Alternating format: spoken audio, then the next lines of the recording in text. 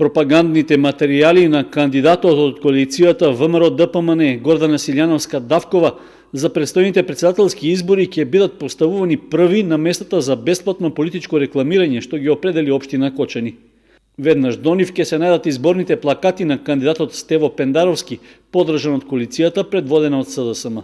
Така одлучи случајниот избор на ждребувањето што се одржа во просториите на локалната самоуправа, каде што дојдоа представници на двата споменати организатори на изборната кампања. Ждребувањето е дел од вообичаените предизборни активности, а е во согласност со одлуката на Советот на општина Кочани за утврдување места за истакнување изборни плакати и утврдување услови за добивање право за користење на местата за истакнување пропаганден материјал на подрачјето на општината. За ваквиот вид пропаганда партиите го добиваат рекламниот простор без да платат надоместок, а што е определено како една од законските обврски на локалните самоуправи. За да можат да постават рекламни плакати, тие претходно имаа обврска да поднесат барање до градоначалникот, што требаше да содржи и писмен доказ за потврдена кандидатска листа од Државната изборна комисија. Во рамки на ждребувањето, од општинската администрација беше побарано по завршувањето на кампањата учесниците да го отстранат рекламниот материјал. Изборните плакати да се одлепат. Праксата до сега, искуството зборе дека не се почитува.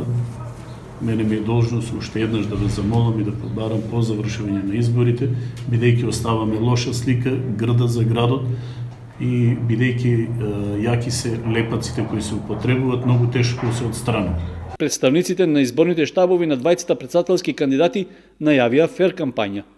Во секој случај останува се договориме со нашите противници во оваа кампања да не се гледаме како непријатели, туку да продолжиме да имаме една витешка борба. Се надевам дека ќе потпишеме еден етички кодекс за начин на истекнување на материјалот и за подоцна истиот тој да биде отстранен според насоките на одговорните во општината. Во однос на кампањата се надеваме да ќе на фер кампања со сите демократски капацитети од страна на нашите противници и ние ќе ги почитуваме.